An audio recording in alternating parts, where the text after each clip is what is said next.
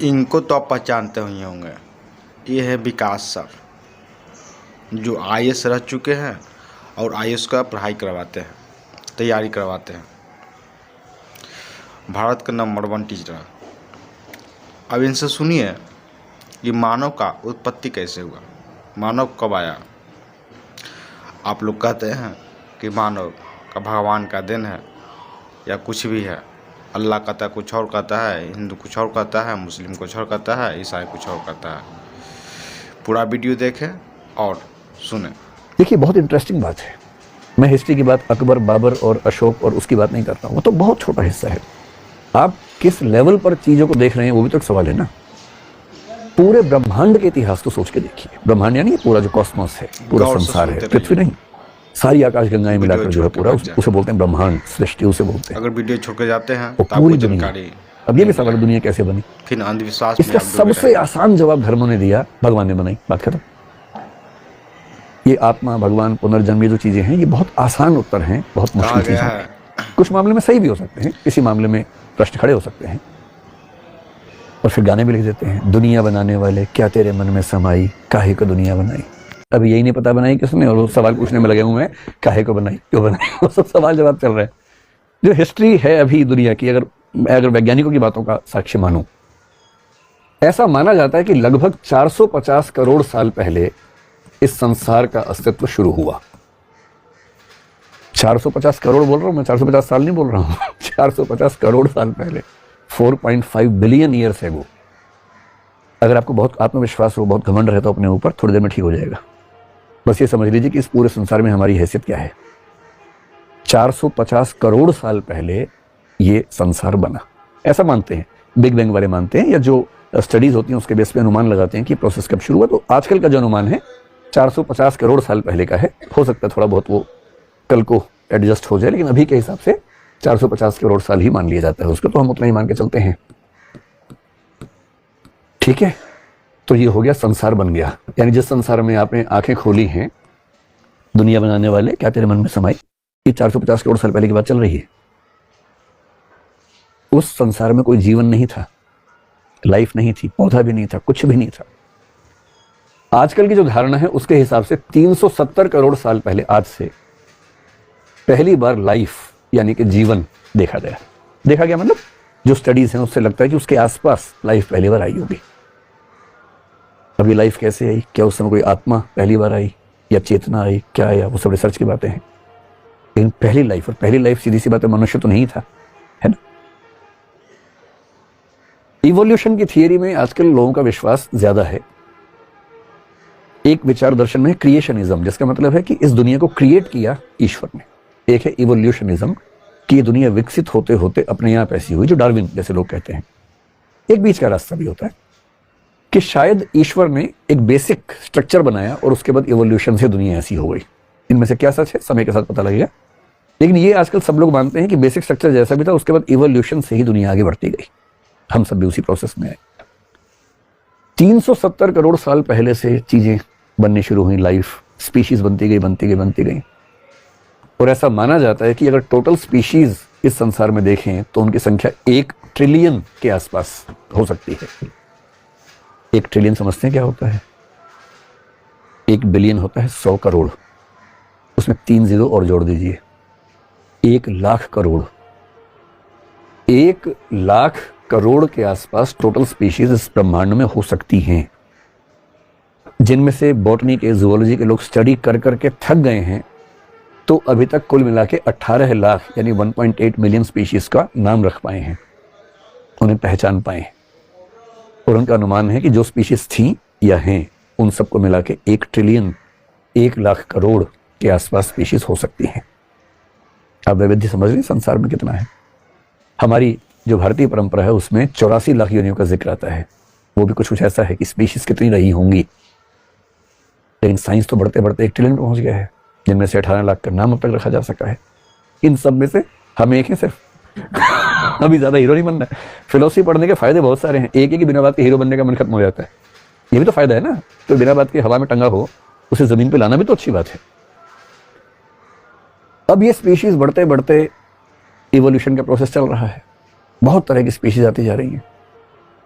और इस प्रोसेस में क्या हुआ, लगभग 1.2 करोड़ साल पहले आज से, यानी कि आज से लगभग 1.2 करोड़ 1 करोड़ के बीच में लगभग मानते हैं, एक बड़ी भारी घटना घटी। उस समय एक स्पीशीज थी जिसका नाम हम बोलते हैं प्राइमेट्स। अगर आप साइंस के विद्यार्थी हैं या एंथ्रोपोलॉजी के हैं या हिस्ट्री के हैं तो आपने इसका नाम सुना होगा, प्राइमेट्स। हमारे पूर्वज हैं। कोई आपसे पूछे कि आपके पूर्वज कहाँ से आए थे, तो बोल रहा हमारे पूर्वज 370 करोड़ साल पहले। बंदर तो बहुत हाल का है भाई, बंदर तो चचेरा भाई हुआ। पूर्वज तो बहुत पुराने होते हैं भाई। 370 करोड़ साल से परंपरा चल रही है हमारी, उसी में तो हम विकसित हुए। कहाँ से विकसित होंगे? 1 करोड़ साल पहले आज से जो प्राइमेट्स थे, ये प्राइमेट्स 2 वर्गों में बटे ऐसा माना जाता है। ये 2 वर्ग कौन कौन से थे?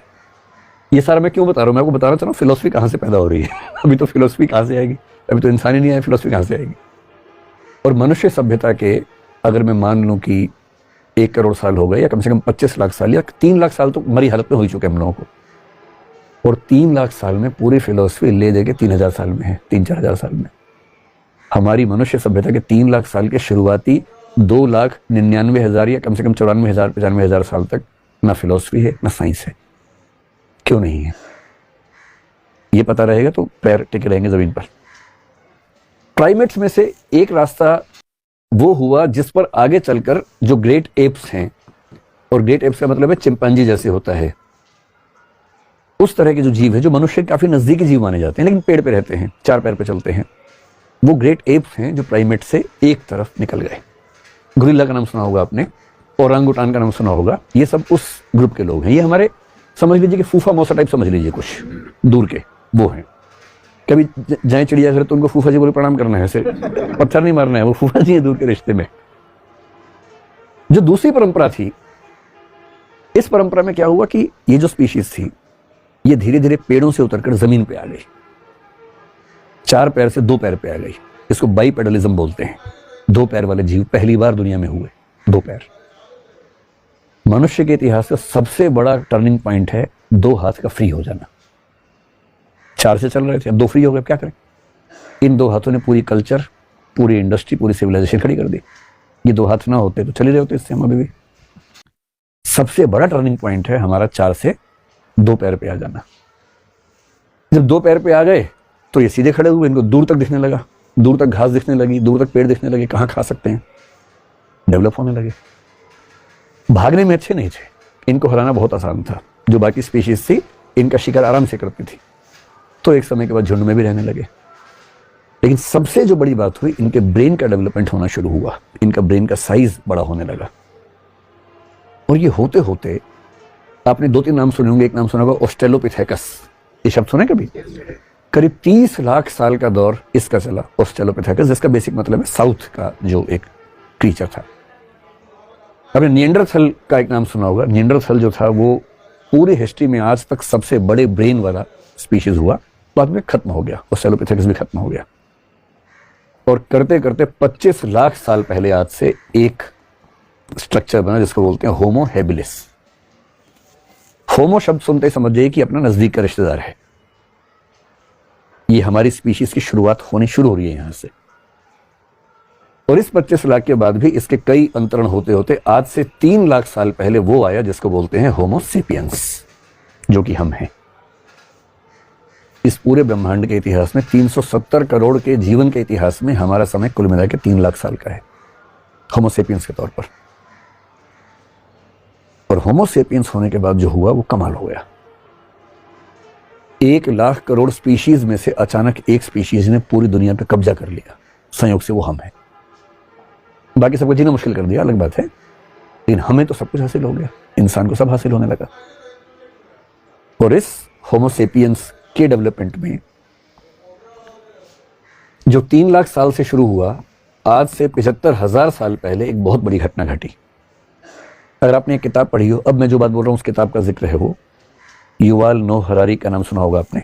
सेपियंस नाम से किताब है, sapiens a brief history of man. उसने खास जिक्र किया, इस घटना का जिक्र उसने किया कि 75,000 साल पहले कॉग्निटिव रिवॉल्यूशन यानी कि एक ज्ञानात्मक क्रांति इस होमो सेपियंस की दुनिया में हुई। ये जो लेखक हैं इजराइल के व्यक्ति हैं, बहुत गहरे चिंतक हैं, इस समय दुनिया में सबसे ज्यादा पढ़े जाने वाले व्यक्तियों में से एक हैं।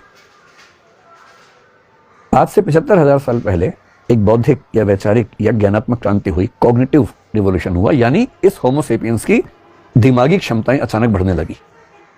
मतलब बड़ी बहुत प्रोसेस में, लेकिन इस समय आगे दिखने लगी। कई क्षमताएं बढ़ी, लेकिन जिस क्षमता पर इन्होंने बहुत ज्यादा जोर दिया है वो है इमेजिन करने की क्षमता, इमेजिनेशन, कल्पना करने की क्षमता। पहली बार किसी स्पीशीज ने कल्पनाएं करनी शुरू की। बिल्लियां कल्पनाएं नहीं कर पाती हैं, चूहे, गधे, घोड़े कल्पना नहीं कर पाते हैं, हम कर पाते हैं। हम कुछ भी कल्पना कर सकते हैं। हम परलोक की कल्पना कर सकते हैं, हम ईश्वर की कर सकते हैं, आत्मा की कर सकते हैं, पुनर्जन्म की कर सकते हैं, स्वर्ग की कर सकते हैं, नरक की कर सकते हैं, भूत प्रेत की कल्पना कर सकते हैं, क्योंकि हमारे पास कल्पना